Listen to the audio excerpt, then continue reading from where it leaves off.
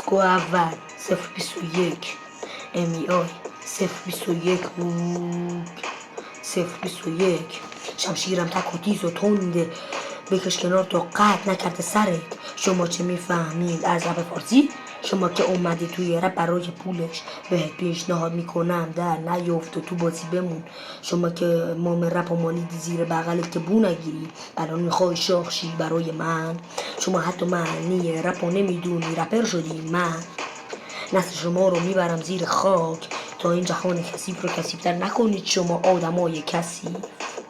حالا اینا رو بیخیال، پولای دزدید چقدر شد؟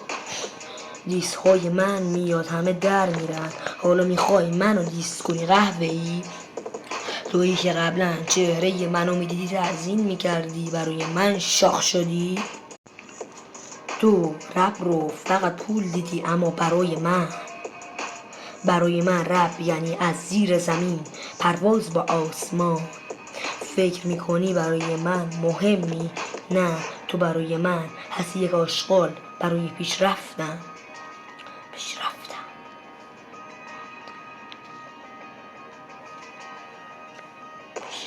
من از زندگی دور بیشتر نیستم. من بعدش رفتم اما بعد رفتنم همه میفهمن تو حق بودی یا من.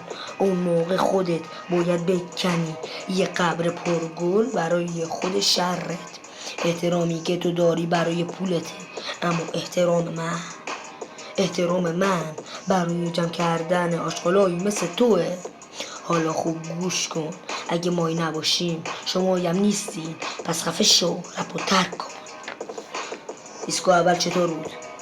هنوز کلی راه است. 021 امی آی 021 شروع کار.